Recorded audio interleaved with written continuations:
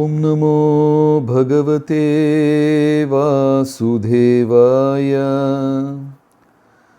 நாராயணம் நமஸ்கிருத்ய நரம் சைவ நரோத்தமம் தேவீம் சரஸ்வதிம் வியாசம் ததோ ஜெயமுதிரயே. हे कृष्ण करुणा सिंधु दीनबंधु जगत्पते गोपेश गोपिका कांत राधा कांत नमोस्तुते. तप्त कांचन गौरांगी राधे वृंदावनेश्वरी वृषभानुसुते देवी प्रणमामि हरिप्रिये. जय श्री कृष्ण चैतन्य प्रभु नित्यानंदा श्री अद्वैत गदाधर श्रीवासदि गौर भक्त वृंदा. हरे कृष्ण कृष्ण कृष्ण हरे हरे, हरे राम राम राम हरे हरे.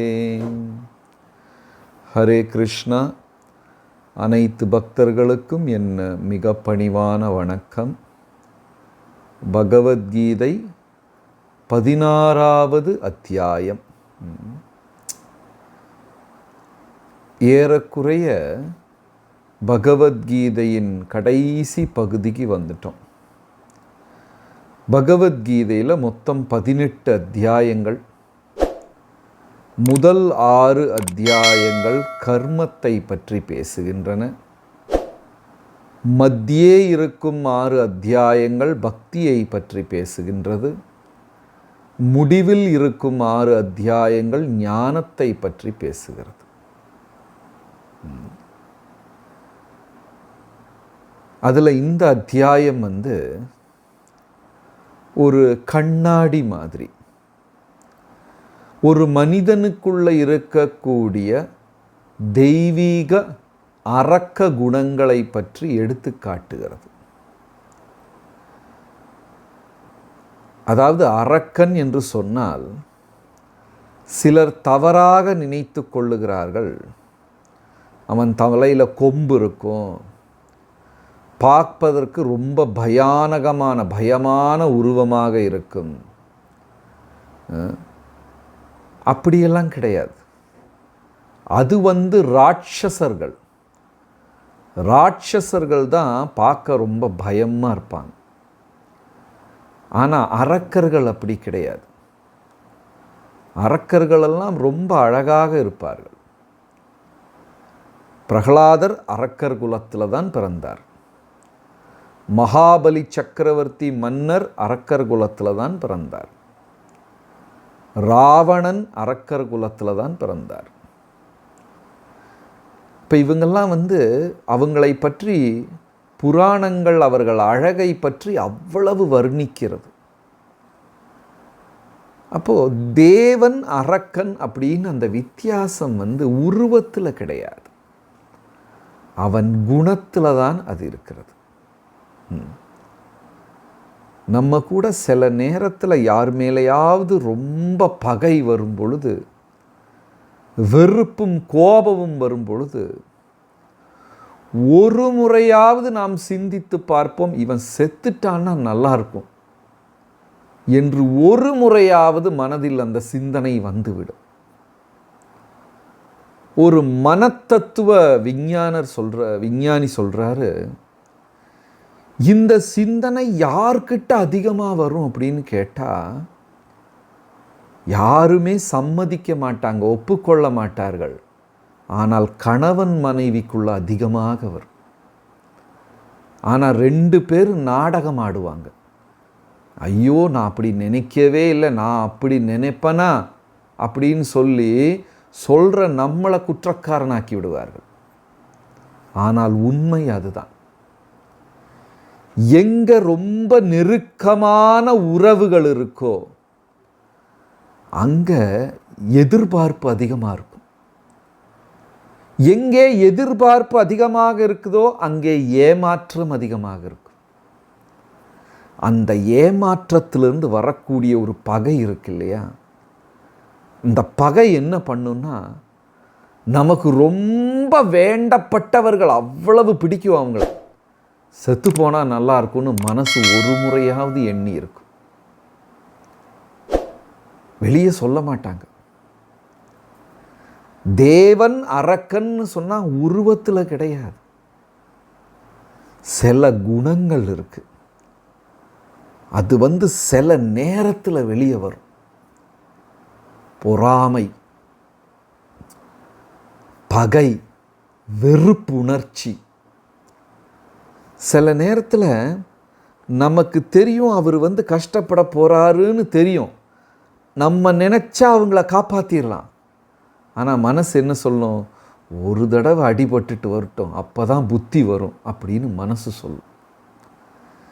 இருந்து வேடிக்கை பார்ப்போம் நாம். அவர்கள் படும் துக்கத்தை நாம் உள்ளுக்குள்ள எங்கேயோ ஆனந்தமாக அனுபவிக்கிறோம். இதை நான் ஒருத்தர்கிட்டயா கேள்வி கேட்டேன்னா யாருமே இல்லைன்றுவாங்க, யாருமே ஆமாம் என்று சொல்ல மாட்டார்கள். நாங்களா, சீச்சி, நாங்கள்லாம் தேவலோகத்திலிருந்து வந்திருக்கிறோம் அப்படின்ட்டுருவாங்க. ஆனால் எந்த ஒரு மனிதனின் மனதுக்குள்ளேயும் ஓடக்கூடிய சிந்தனைகள் இவை. நல்ல வேளை கலிகாலத்தில் சிந்தித்தால் பாவம் கிடையாது, செய்தால் மட்டும்தான் பாவம். அதனால் தப்பிச்சோம். இதற்கு முன்னாடி இருந்த யுகங்கள் எல்லாம் எப்படி என்றால், சிந்தித்தாலே பாவமாம், செய்யணுங்கிறது கிடையாது. சத்தியயுகத்தில், திரேதாயுகத்தில் எல்லாம் மனசில் தவறான ஒரு சிந்தனை வந்துவிட்டாலே பாவம். கலிகாலத்தில் நல்ல வேளை அதை மாற்றிட்டாங்க. இல்லைன்னா நம்ம எல்லாருமே பாவிகள் தான். அந்த அளவுக்கு தேவையில்லாத சிந்தனைகள் ஓடிக்கொண்டிருக்கும் மனதில். சிரிச்சுக்கிட்டே இருப்போம், ஆனால் உள்ள வேற ஏதாவது ஓடிக்கொண்டு இருக்கும். மற்றவர்கள் தோல்விகளை கொண்டாடுவது, மற்றவர்கள் தோல்விகளை உள்ளுக்குள்ளே ஆனந்தமாக அனுபவிப்பது. அதுலேயும் ரொம்ப நெருக்கமானவர்கள் நம்மளை விட வாழ்க்கையில் தாண்டி விட்டார்கள் என்றால் அது பொறுத்து கொள்ளவே முடியாது. அந்த பொறாமை அப்படியே தலைகால் உருவெடுத்து ஆடும். அப்படி பாண்டவர்கள் இதில் கூட குந்தி மகாராணி பிள்ளையை பெற்றுவிட்டார் என்று தெரிந்த உடனே காந்தாரிக்கு ரொம்ப கவலை, பொறாமை. குந்திக்கு முதல் குழந்தை பிறந்து விட்டது, எனக்கு ஏறக்குறைய 2 வருடம் ஆகிவிட்டது, கர்ப்பிணியாகவே இருக்கிறேன், குழந்தை கிடைக்கல. காந்தாரி ஏறக்குறைய 2 வருடம் கர்ப்பிணியாக இருந்தார், குழந்தை பிறக்கலை. அதனால் அந்த பொறாமையில் காந்தாரி என்ன செஞ்சாங்க, அன்னைக்கு ஒரு ராத்திரி தூங்காம ஓ என்று ஓநாயை போல் அலறிக்கொண்டு தன்னுடைய வயிற்றுக்கு மேலே கையை வச்சு அட்டி நட்டிக்கிறாங்க காந்தாரி. அந்த இரவு விதுரர் போய் சொல்கிறாரு திருதராஷ்டிர மன்னர்கிட்ட, ஏதோ தவறு நடக்க போகுது இப்போ. ஏன்? காட்டில் பூரா ஓநாய்கள் ஊளையிட்டு கொண்டிருக்கின்றன,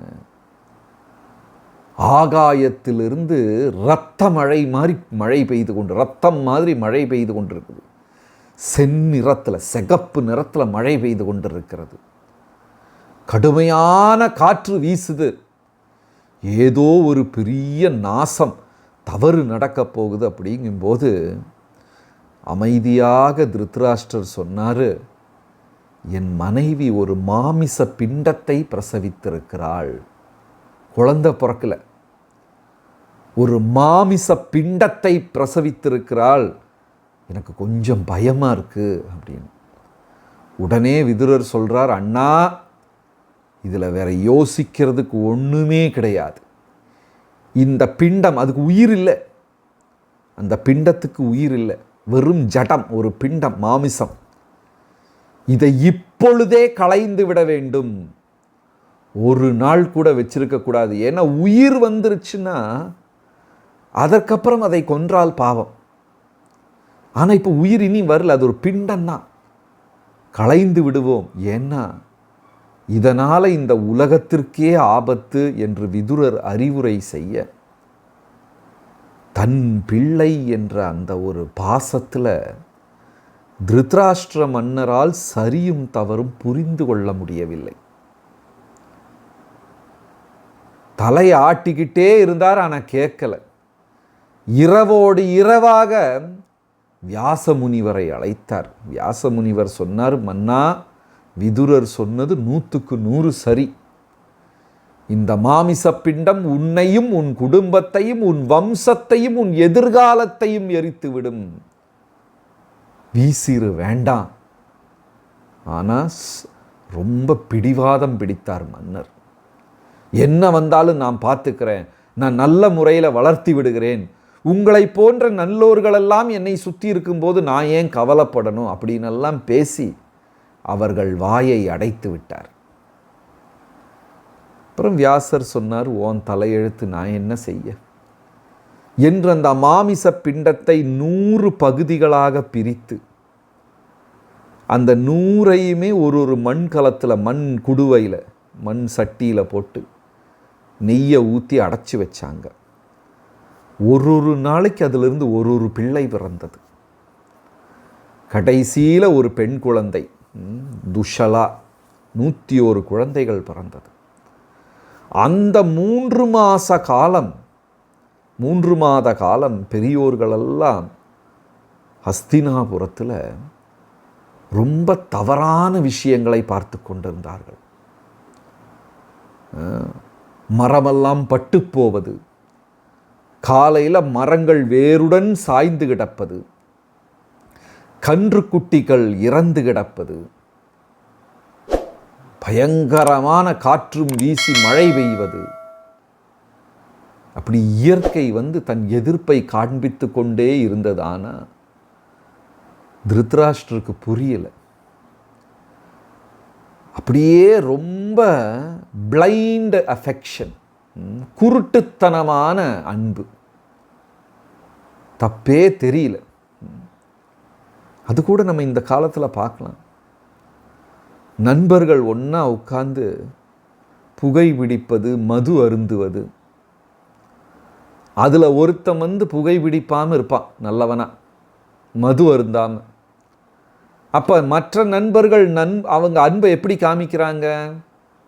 அவனை வலுக்கட்டாயப்படுத்தி மது அருந்தாதவனை மது அருந்த வைக்க வச்சு அப்படி அவர்கள் அன்பை காண்பிக்கிறார்கள்.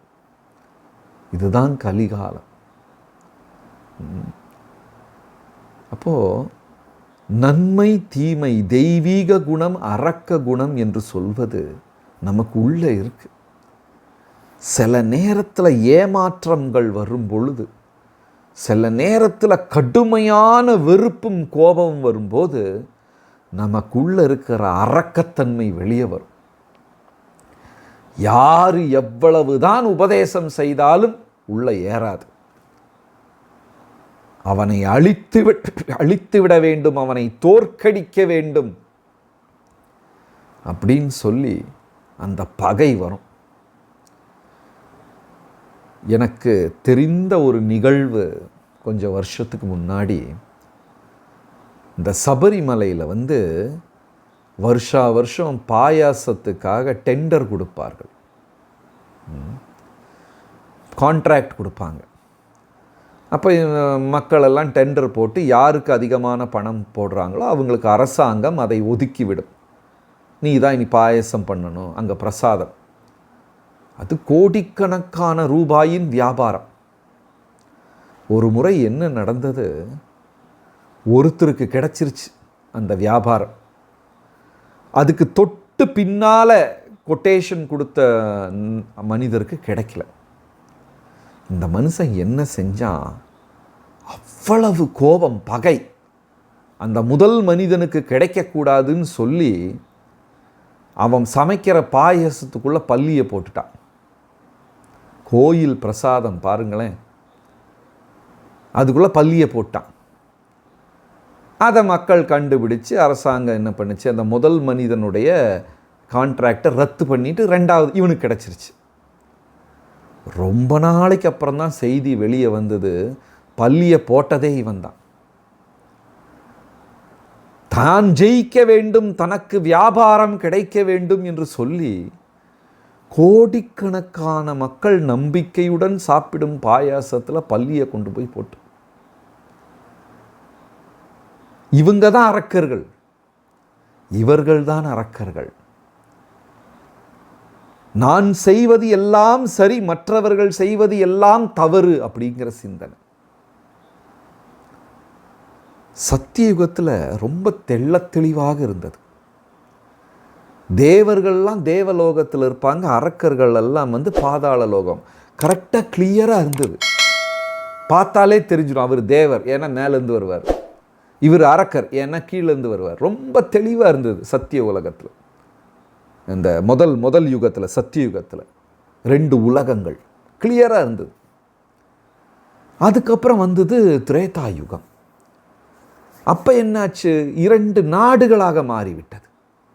தேவர்கள்லாம் அயோத்தியா பக்கம் அப்படி ராமர் கூட சேர்ந்துருந்தாங்க, அரக்கர்கள்லாம் ராவணன் கூட இருந்தாங்க. கிளியராக இருந்தது, 2 நாடு அப்படின்னு கிளியராக இருந்தது.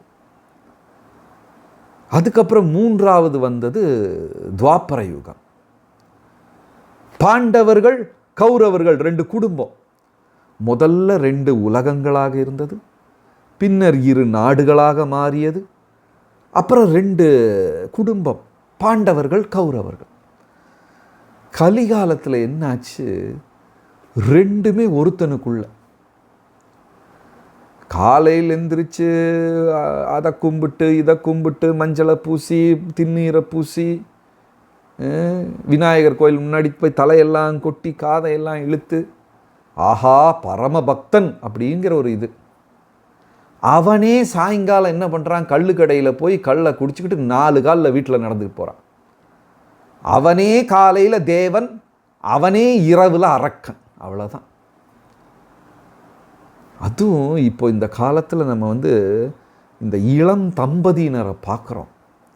கல்யாணமாய் 2 வருஷம் 3 வருஷம், என்ன கோபம், அடக்க முடியாத கோபம் 2 பேருக்கும். நம்ம யோசிப்போம், எதுக்கு தான் இவ்வளவு கோபப்படுறாங்க, அவ்வளவுக்கு என்ன நடந்திருக்கு. பேச்சுக்கு மேலே பேச்சு, மறு பேச்சு, அடி சண்டை. அதாவது விலங்குக்கும் மனிதனுக்கும் வேறுபாடு இல்லை அப்படிங்கிற நிலைமையில விட்டது. அது கூட நமக்கு வேடிக்கையெல்லாம் பார்க்கலாம். அரசாங்க சட்டமன்றத்தில் சேரை தூக்கி அவர் மேலே அடித்தார், இவர் வேட்டியை தூக்கி இவர் மேலே அந்த மாதிரி கொஞ்சம் ஜோக்கெல்லாம் கூட நடுவில் வரும். சாதாரண கீழ்நிலை மனிதர்களிலிருந்து எல்லாருமே இந்த கோபத்துக்கு அடிமையாகி இருக்கிறார். பொறாமை, பகை. அர்ஜுனா நீ தேவனாக உயரு அப்படின்னு கிருஷ்ணர் சொன்னார்னா என்ன, வேற ஒன்றும் கிடையாது. எனக்கு உள்ள குடிகொண்டிருக்கும் அரக்கத்தன்மைகளை ஒழித்து நான் உயர வேண்டும், அவ்வளவுதான். வேற ஒண்ணுமே கிடையாது. பணிவு வேணும். வைணவர்கள் முன்னாடி பணிவு, குருவின் முன்னாடி பணிவு, இதெல்லாம் இருந்தால் தான் வளர முடியும். அந்த சோழ மன்னன், சோழனா பாண்டியனா மறந்து போச்சு, ஒரு மன்னன் வைணவர்களை எல்லாம் கொன்று ஒடுக்கினான். அந்த மன்னர் பேரே போச்சு, சோழ மன்னன் நினைக்கிறேன், கிருமிகாந்த சோழன் அப்படி ஏதோ பேர். எல்லா வைணவர்களையும் கொன்று ஒடுக்கி விட்டான். கரெக்ட், சோழ மன்னர், நன்றி. அவர் கூரத்தாழ்வார குருடனே ஆக்கிவிட்டார்.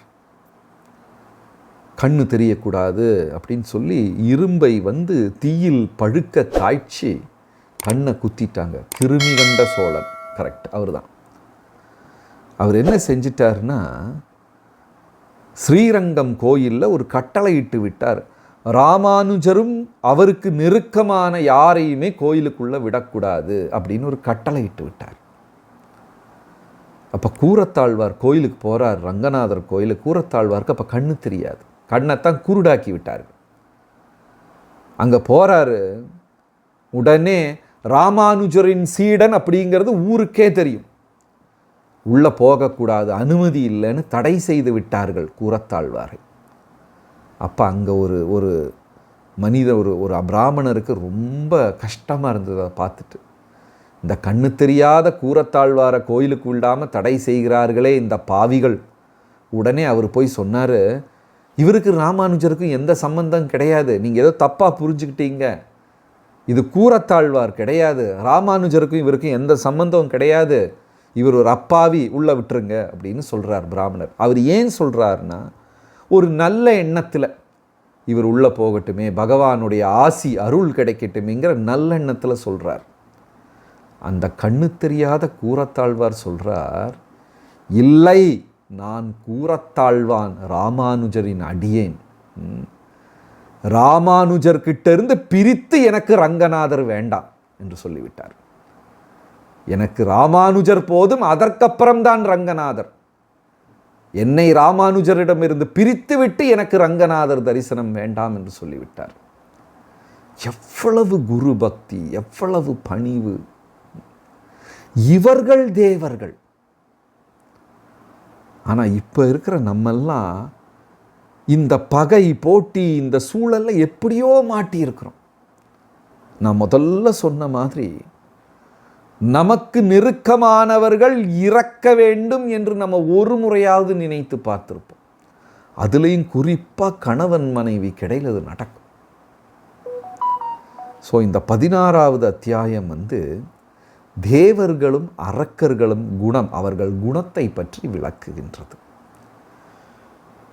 ஸ்ரீ பகவானுவாச்ச அபயம் சத்வ சம்சுத்திர் ஞான யோக வியவஸ்திதிஹி தானம் தமஸ்ச யஜ்ஞஸ்ச ஸ்வாத்யாயஸ்தப ஆர்ஜவம்.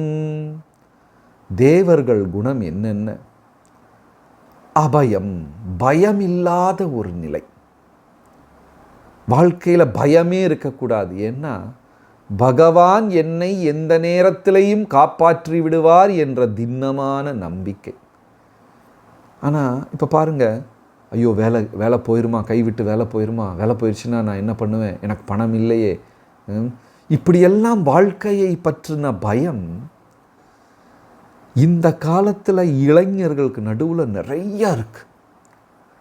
அதுவும் பெரிய நகரங்களில் போனீங்கன்னா, இந்த தொழில்நுட்ப இதில் எல்லாம் வேலை செய்கிறவங்க, தொழிற்சாலை, கணிப்பொறி இதிலெல்லாம் வேலை செய்கிறவங்கள பார்த்தீங்கன்னா ரொம்ப இன்செக்யூர்டாக இருப்பாங்க, பயந்துக்கிட்டே இருப்பாங்க என்ன நடக்கும். வயசு 40 கூட தட்டி இருக்காது, 35 32ங்கிறாங்க. என்னப்பா உனக்கு பிரச்சனைனா, எனக்கு அல்சர் இருக்குது, கொலஸ்ட்ரால் இருக்குது, சுகர் இருக்குது, பிபி இருக்குது. வயசு எவ்வளோ? 30 35 தான் ஆச்சு. பிள்ளைக்கு எவ்வளோ வயசு? 5 6 வயசு தான் ஆச்சு. ஊரில் இருக்கிற வியாதியை பூரா மொத்தமாக வாங்கி வைத்திருக்கிறார்கள். என்னத்தை வாழ்ந்து கண்டார்கள், என்ன வாழ்ந்து கெட்டார்கள் இந்த வயசில் இவ்வளவு? இது ஒரே ஒரு காரணம்தான், நிம்மதியான மனதே கிடையாது. எப்பவுமே அந்த மனசு அலையடித்து கொண்டே, அலைமோதிக்கொண்டே இருக்குது. ஆன்மீகத்துக்கு வந்தா ரொம்ப நிம்மதி. ஏன்னா யாரு எதை பிடுங்கிட்டு போறது? யாராலையும் ஒன்றும் செய்ய முடியாது. என் கர்ம வினைப்படிதான் நடக்கும். நான் ஏதாவது ரொம்ப தவறு செஞ்சிட்டு இருந்தேன், என்னையும் யாராலையும் காப்பாற்ற முடியாது. பகவான் நினைத்தால் ஒழிய வேற வழியே கிடையாது.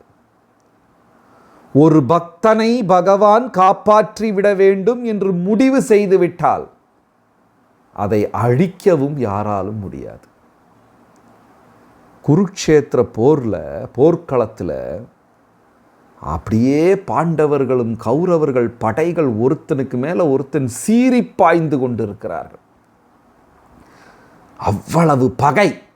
ஒருத்தர் கொன்றுவிட வேண்டும், இரத்தத்தை குடிக்க வேண்டும்.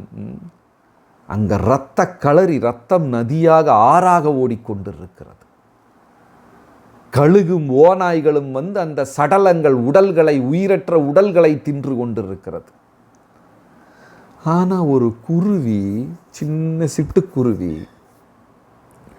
ஒரு மரத்தில் கூட கட்டி அதில் அழகாக முட்டையெல்லாம் போட்டுட்டு அப்படியே பறக்க போகுது அந்த சிட்டுக்குருவி. உடனே மற்ற குருவிகள்லாம் கேட்டுது, நீ எவ்வளோ இப்படி நிம்மதியாக இருக்கிற, அங்கே கீழே பார் யார் ஓடிக்கிட்டு இருக்கிறா, பீமன் தலை தெறிக்க ஓடிக்கொண்டிருக்கிறார், நடுவில் இருக்கிற மலையெல்லாம் இடித்து உடைக்கிறார். அந்த மரத்தில் உன்னோட கூடு ரொம்ப லேசாக இருக்கு, சின்னதாக ஒரு காற்று வீசுனா கீழே விழுந்து உன் குஞ்சுகள் எல்லாம் அழிந்து விடும், நீ எப்படி இவ்வளவு நிம்மதியாக இருக்கிறாய் என்று மற்ற குருவிகள் இந்த குருவியை கேட்டது. அந்த குருவி தமிழ் கீதா மெம்பர் நினைக்கிறேன். அந்த குருவி என்ன சொல்லுச்சா, இந்த ஓடிக்கிட்டு இருக்கிற கூட்டத்தில் ஒருத்தர் மயிலிறகை வைத்து கொண்டு ஓடிக்கொண்டிருக்கிறார். இவ்வளவு பேர் அந்த பக்கம் இந்த பக்கம் ஓடிக்கிட்டு இருக்கிறாங்களே, அதில் ஒருத்தர் மயிலிறகை வைத்து கொண்டிருக்கிறார். அவர் நினைக்கிறபடி தான் அது நடக்கும். என் குஞ்சுகள் சாக வேண்டும் என்று அவர் நினைத்து விட்டால் யாராலும் காப்பாற்ற முடியாது, என் குஞ்சுகள் அழியக்கூடாது என்று அவர் முடிவு செய்து விட்டால் யாராலும் அழிக்கவும் முடியாதுன்னு சொல்லி அந்த குருவி நிம்மதியாக இறை தேடப் போனது. அப்போ ஒரு போர் வீரன் விட்ட அம்பு என்னாச்சுன்னா, இந்த மரத்திலிருந்து கூட்டை தட்டி விட்டது. இந்த கூடு கீழே விழுந்துருச்சு. யானைகள் பிளறி ஓடிக்கொண்டிருக்கிற, ஒட்டகங்கள் குதிரைகள் எல்லாம் ஓடிக்கிட்டு இருக்கு, பீமன மாதிரி போர் வீரர்கள் வேற ஓடிக்கொண்டிருக்கிறார்கள். அந்த நேரத்தில் அர்ஜுனன் விட்ட ஒரு அம்பு முதல் முறையா இலக்கை தவறியது. அர்ஜுனன் அம்பை விட்டா ஒரு பொழுது கூட அந்த அம்பு இலக்கை தவறாது. ஆனால் அன்னைக்கு பார்த்து அது இலக்கை தவறிவிட்டது. அர்ஜுனனுக்கே வியப்பு, என்னடா நம்ம அம்பு இந்த பக்கம் விட்டால் வேற ஊருக்கு போகுதே அப்படின்னு அவருக்கு ஒரு சந்தேகம். அந்த அம்பு என்ன செய்தது, போய் ஒரு யானையின் கழுத்தில் இருந்த பெரிய மணியை கத்தரித்து விட்டது. ஒரு யானை கழுத்தில் பெரிய மணி இருந்தது, அந்த மணியை கத்தரித்து விட்டது. அந்த மணி என்னாச்சு, கரெக்டாக இந்த குருவியின் கூட்டுக்கு மேலே உட்கார்ந்துருச்சு. 18 நாள் அந்த மணி அங்கேயே இருந்தது. அடியில் அந்த குருவி கூடு ரொம்ப பாதுகாப்பாக இருந்தது. பகவான் அந்த குருவியின் குஞ்சுகள் உயிரோடு இருக்க வேண்டும் என்று நினைத்தார். யாராலும் ஒன்றும் செய்ய முடியாது. இதுதான் ஆன்மீகம், இதுதான் பக்தி. ரொம்ப படித்தவங்கெல்லாம் இதை மூட நம்பிக்கை என்று சொல்வார்கள். சொல்லிட்டு போட்டோம், இதுதான் உண்மை. ஏன்னா இதை மூட நம்பிக்கை என்று சொல்லுபவன் அடுத்த நாள் உணவை பற்றி பயந்து கொண்டு உலகத்தில் இருக்கும் அனைத்து வியாதியையும் தன் பக்கம் வாங்கி வைத்துக் கொள்கிறான். இதை பக்தி என்று சொல்லிக்கொண்டு நம்மெல்லாம் 70 வயசுல 80 வயசுல அப்படியே உட்காந்து சிரிச்சுக்கிட்டு இருக்கிறோம், அவ்வளோதான். இதுதான் முதல் ஸ்லோகம். அந்த வார்த்தையின் பொருள் அபயம், பயமில்லாத ஒரு நிலை.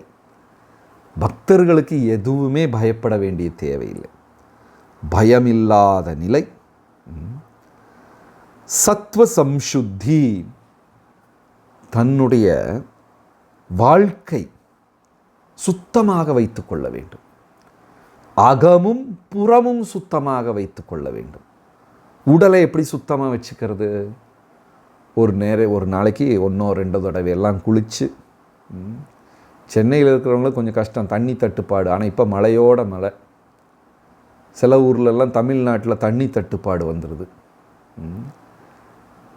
1-2 முறை குளித்து உடலில் 12 இடங்களில் பகவானுடைய நாமத்தை ஸ்மரித்து திலகம், அதாவது குளிச்சுட்டு வெளியே வந்தால் ஒரு அரை நிமிஷம் கூட எடுக்காது. 12 பேரை சொல்லிடணும். ஓம் நமோ என்னது மறந்து போச்ச, கேசவாய நமக நாராயண அப்படின்னு சொல்லி அந்த 12 மந்திரத்தை சொல்லி உடலை சுத்தமாக வைத்துக் கொள்ள வேண்டும். உடலை மட்டும் சுத்தமாக வைக்கக்கூடாது, மனதையும் சேர்த்து. இப்போ இந்த 2 சுத்தத்தில் உடல் சுத்தத்தை விட முக்கியமானது அகசுத்தம், மனதின் சுத்தம். அது ரொம்ப முக்கியம். உடல் அழுக்கானா கூட போயிடும், ஆனால் மனதில் அழுக்கானால் போகவே செய்யாது. அந்த சுத்தம் ரொம்ப முக்கியம். ஒரு நாளைக்கு 2 துறவிகள் அப்படியே தீர்த்த யாத்திரை போகிறாங்க. 2 துறவிகள் சந்நியாசி. அப்படியே போனால் பெரும் மழை, ஓ என்று மழை பெய்கிறது. ஆற்றில் வெள்ளமெல்லாம் அப்படியே என்ன சொல்கிறது, ஒழுகுது, அப்படியே நிறைஞ்சு ஒழுகுது. ஆற்றில் வெள்ளம் பெருக்கெடுத்து ஓடுகிறது. அங்கே பார்த்தா ஒரு இளம் பெண், அழகான பெண் உட்காந்து ரொம்ப கவலையாக உட்காந்துருக்காங்க. துறவிகள் கேட்டாங்க, ஏம்மா இப்படி உட்காந்து அழுதுகிட்டு இருக்க? எங்கள் அம்மாவுக்கு உடல் நலம் சரியில்லை, ரொம்ப கஷ்டப்படுறாங்க.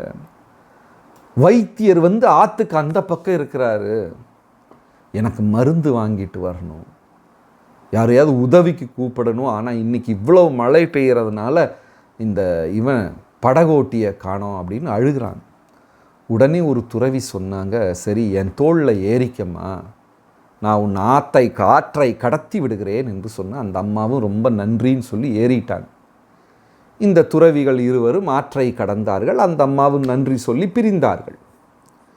கொஞ்ச நேரம் போன உடனே இந்த 2வது துறவி கேட்குறாரு, ஏன்பா நீ துறவி தானே, இப்படி இருந்து நீ ஒரு இளம் பெண்ணை தொடலாமா?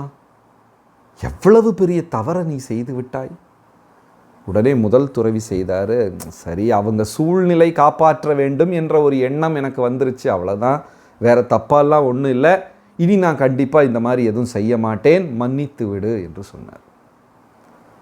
அப்படியே 2 துறவிகளும் பயணம் செய்கிறார்கள்.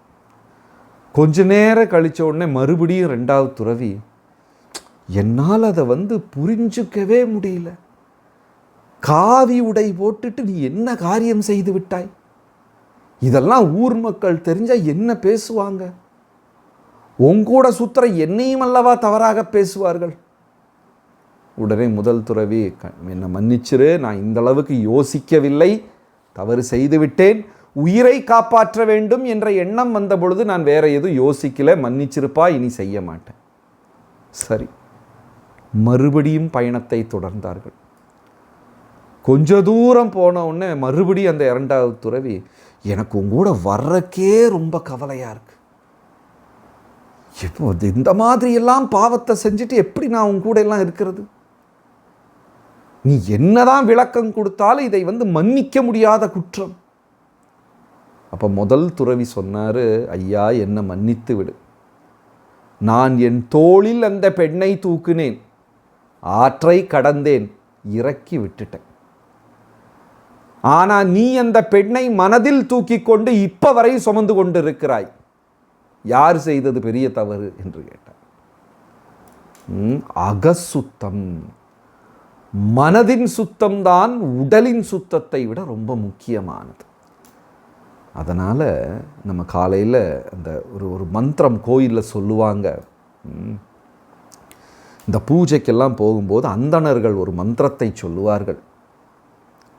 ஓம் அபவித்ரோ பவித்ரோவா சர்வ அவஸ்தான் கதோபிவ யஸ்மரேத் புண்டரீகாக்ஷம் ச பாஹ்ய ஆப்யந்தரஹ சுச்சி. கிருஷ்ணா, நான் தூய்மையானவன், இல்லாவிட்டால் களங்கமானவன், எந்த நிலையில் வேணா நான் இருக்கட்டும், ஆனால் உங்களை நினைப்பதனால என் அகமும் புறமும் சுத்தமாகி விடுகிறது. ஒரு பக்தனை பொறுத்த வரைக்கும் அகமும் புறமும் சுத்தமாக வைத்து கொள்ள வேண்டும். அது பகவானுடைய நாமத்தினால நடக்கும். ஹரே கிருஷ்ணா. இன்றைக்கி நிறையா ஸ்லோகம் கொடுத்தாங்க, நான் கதை பேசி ஒரு ஸ்லோகம் கூட முடிக்கல. மறுபடியும் அடுத்த வகுப்பில் சந்திப்போம்.